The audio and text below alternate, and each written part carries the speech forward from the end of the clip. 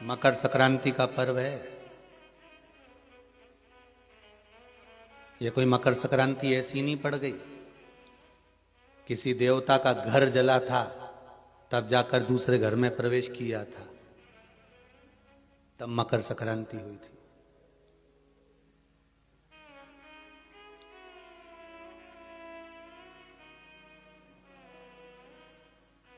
एक बहू ने अपने ससुर का आदर नहीं करा था, तो पिता ने बेटे के घर में आग लगा दी थी, केवल क्रोध में।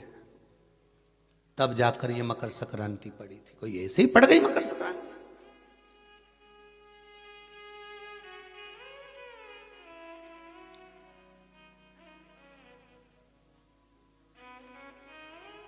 कह दिया आपने तो कि मकर संक्रांति का दान बड़ा प्रबल होता है, पर उस दान की महत्वता क्या है? हमारे शास्त्र क्या कर रहे हैं, हमारे पुराण क्या कर रहे हैं, हमारे वेद क्या कर रहे हैं? हम तो सुनते हुए आए, भीष्म पितामह बाणों की सैया पर पड़े तो उत्तरायण सूर्य आने वाला था, इसलिए तब प्राण त्यागूंगा।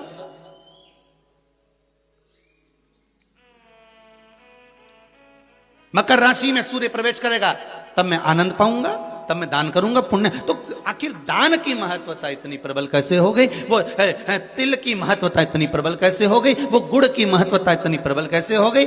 कहीं हमारे यहाँ एक भी मैसेज में ये नहीं लिखा हुआ आया होगा कि शक्कर तिल्ली का दान करो, गुड़ तिल्ली का दान करो।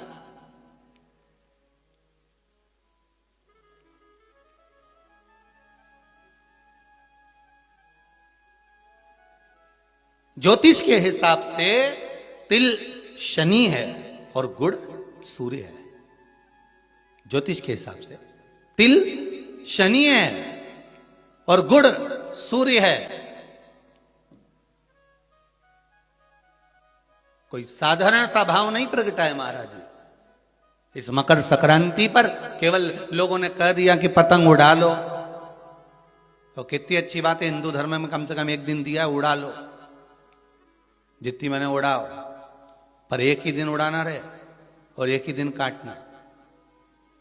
बाकी के दिनों में ना तो किसी के बारे में उड़ाना और ना किसी की काटना।